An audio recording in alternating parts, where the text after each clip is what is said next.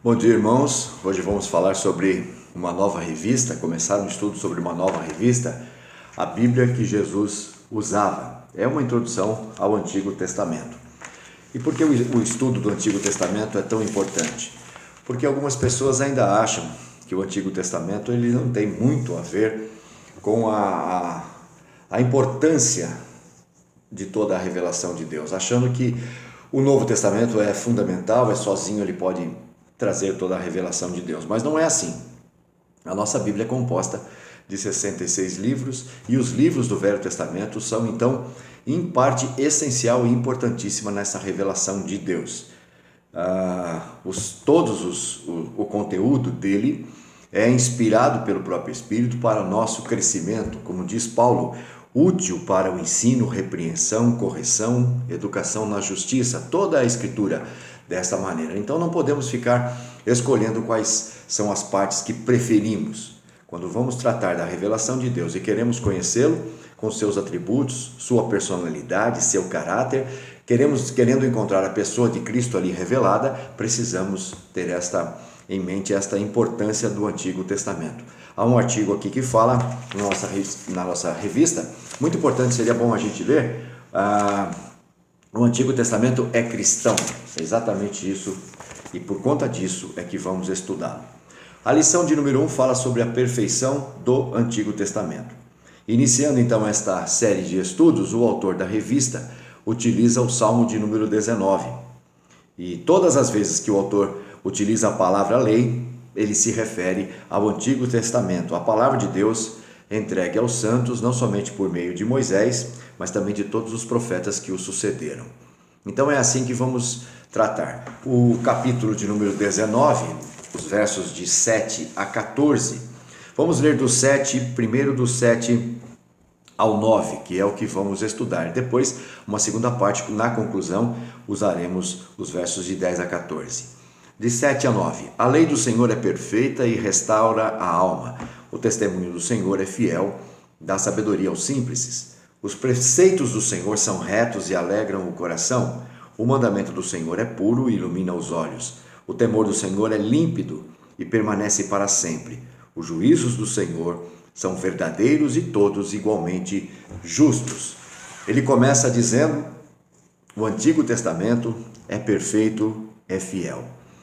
Calvino dizia, e falando sobre este assunto, que se uma pessoa é devidamente instruída na lei de Deus, ela não carece de nada que seja indispensável à perfeita sabedoria. O que ele estava querendo dizer é que aqueles que estudam e se afadigam no estudo da palavra de Deus, desde o Antigo até o Novo Testamento, não vai lhes faltar absolutamente nada com relação a ter ou alcançar esta sabedoria, esta compreensão, porque a lei de Deus é perfeita e restaura a alma. E Davi aqui, quando usa este verbo, aqui tem a implicação de recuperar a antiga forma, aquela que nós perdemos com o pecado de Adão, que depois, acumulado a todos os pecados depois que praticamos, sempre nos afastou do Senhor.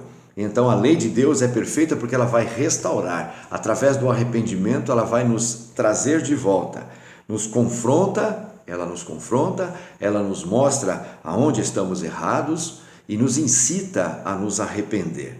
É nesta lei que vamos então encontrar nosso Deus se manifestando, por exemplo, contrário, como diz o autor da lição, à idolatria, ao culto falso, à irreverência, à rebeldia, enfim, contra todas as inclinações da carne.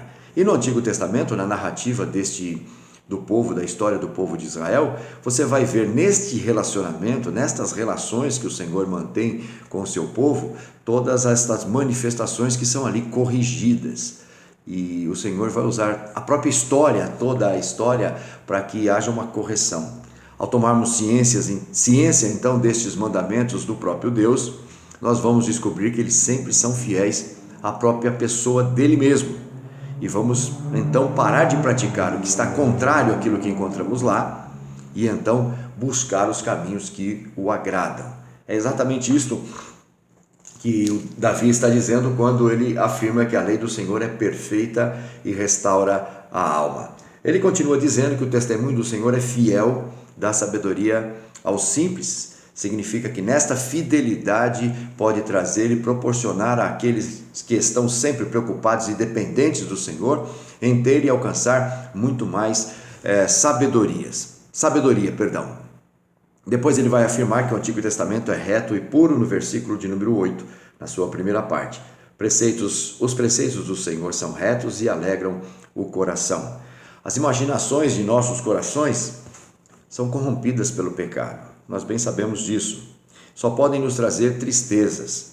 A lei do Senhor e os seus princípios, retos e justos, alinham isto então com a vontade do Senhor e nos traz a felicidade. Salomão disse que quando seguimos nossos corações, podemos até pensar que estamos alcançando felicidade. Mas o final disto, o final de todos esses caminhos nos leva à morte. Veja, ele é radical quando fala sobre essa questão. Mas quando deixamos de seguir os nossos corações e passamos a seguir os preceitos de Deus, então há uma alegria que invade o nosso coração de realização da criatura com o Criador, do Filho, do próprio, como somos chamados de filhos de Deus, do Filho com o Pai eterno. Então, ainda que as situações estejam adversas, são circunstâncias que sejam que nós podemos avaliar como sendo adversas, na verdade tudo isso vai acabar contribuindo para o nosso bem. Na segunda parte do versículo 8, o mandamento do Senhor é puro e ilumina os olhos. Aqui é uma grande lição a ser aprendida também. A lei de Deus em toda a sua totalidade é pura. Significa o quê? É uma lei, é um mandamento, é uma narrativa sem misturas, sem impurezas, sem traços de imperfeições. É mais ou menos isto que nós podemos dizer. Tem mais coisas a serem faladas sobre essa questão da pureza, mas podemos entender que o Antigo Testamento ele está livre de misturas inventadas pelos homens. Em Deus sempre há sentimentos acertados. Veja, o Senhor sente e age segundo o seu coração. Ele imagina e faz. Em tudo isto sempre há pureza. São estes sentimentos verdadeiros e acertados, que se manifestam em todas as suas obras, em todos os seus juízos, em todos os seus mandamentos, em toda a relação, enfim, que ele mantém com esta criação. Então, quando nós nos apropriamos de cada um destes mandamentos, nós passamos a ter uma visão exata do que Deus é, do que Ele faz, do que Ele espera. Isto é, nós vamos aprender a agir e reagir com sentimentos alinhados com o coração de Deus e sua verdade.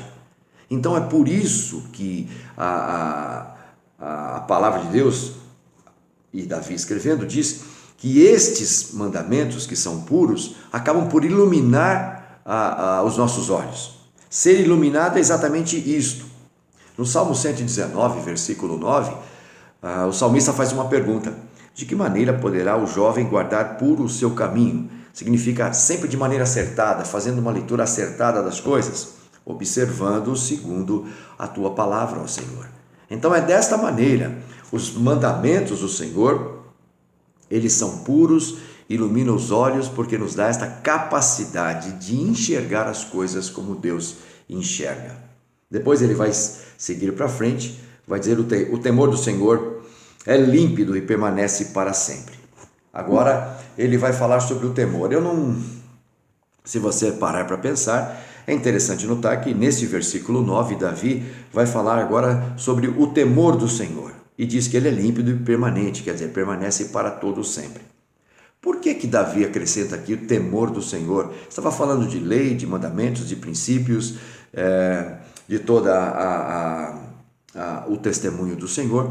E de repente ele vai falar que o temor do Senhor, por quê? Porque temer ao Senhor é um efeito resultante de se conhecer a Deus e de se saber, tomar ciência de todos os seus mandamentos. Aliás, temor ao Senhor é o princípio de toda sabedoria. E esse temor, que é esta sabedoria, ela é pura, límpida e permanece para sempre. Isto quer dizer, as regras são claras, portanto não pode haver de nossa parte qualquer indiferença a tudo que nos revela a grandeza da pessoa e da personalidade divina. Então, o temor do Senhor, que é o efeito resultante, que é o princípio de toda a sabedoria, que é quando descobrimos com quem estamos lidando, com quem estamos tratando.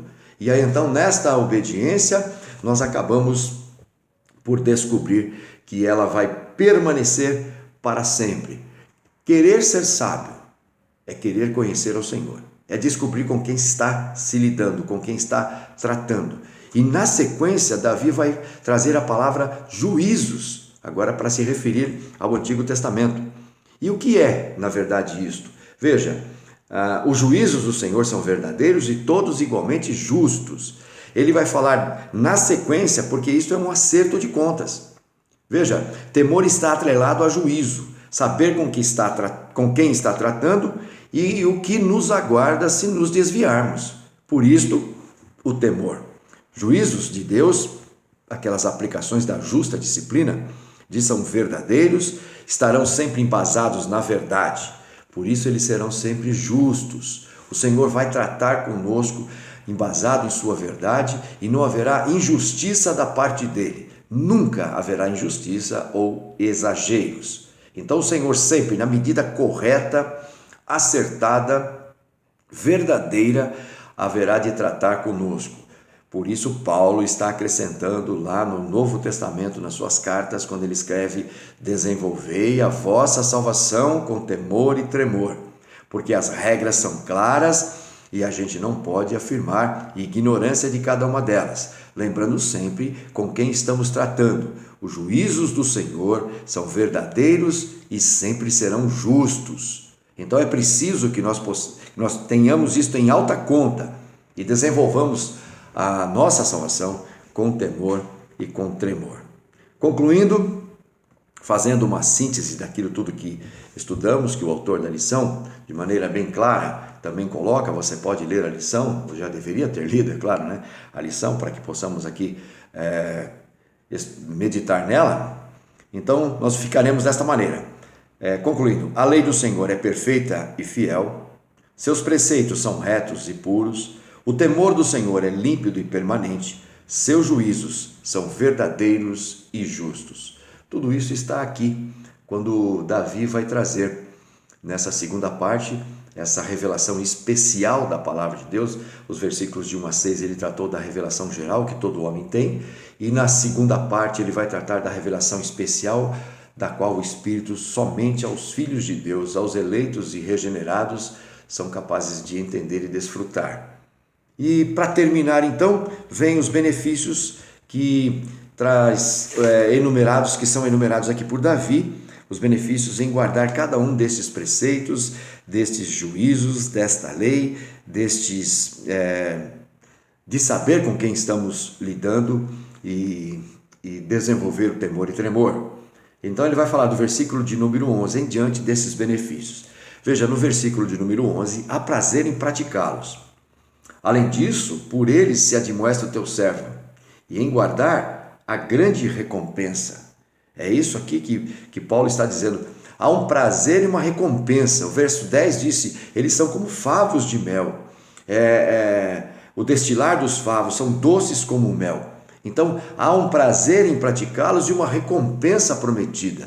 O verso 10 e 11 trata desse benefício. No versículo de número 12, traz consciência de todos os pecados que podemos ou praticamos, ou até queremos praticá-los, né?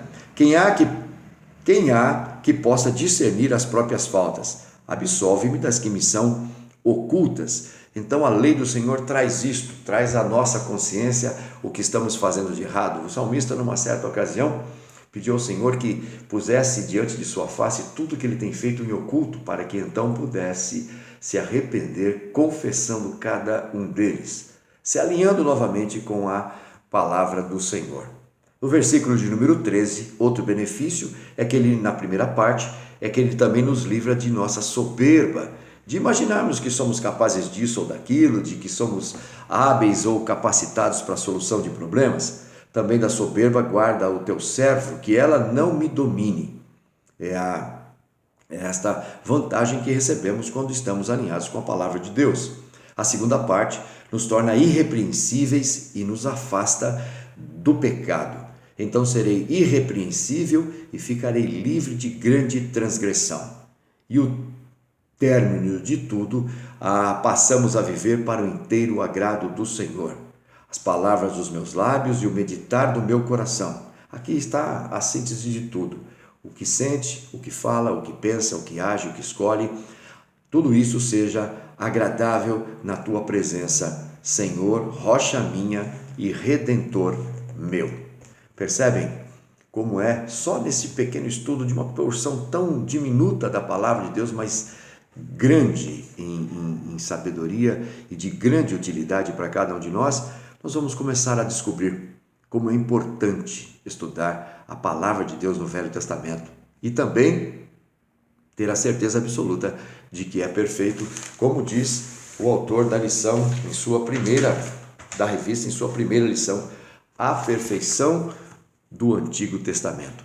Poderia dizer que realmente há muita perfeição no Antigo Testamento, porque ele trata sobre Jesus Cristo. É por isso, é sempre falando de Jesus. Vamos orar. Senhor Deus e Pai, tem misericórdia de cada um de nós e nesta manhã de domingo nos ajuda a compreender como é importante a Tua palavra na sua inteireza. Descobrir que a perfeição do Velho Testamento vai nos auxiliar em nosso desenvolvimento, que ela revela que toda esta palavra do Antigo Testamento revela a pessoa de Cristo, fundamental para a nossa vida contigo, ó Pai. Tem misericórdia de nós, nos dá consciência, nos dá sentimentos de consideração para com a Tua palavra e que possamos estudá-la de maneira pronta, de maneira fiel, de maneira disposta, prontos a ouvir a Tua voz e praticar aquilo que lá encontrarmos. Tem misericórdia de nós, nos ajuda desta maneira, dando sempre importância à Tua palavra em nosso viver. É em nome de Cristo Jesus que pedimos e nele esperamos. Amém.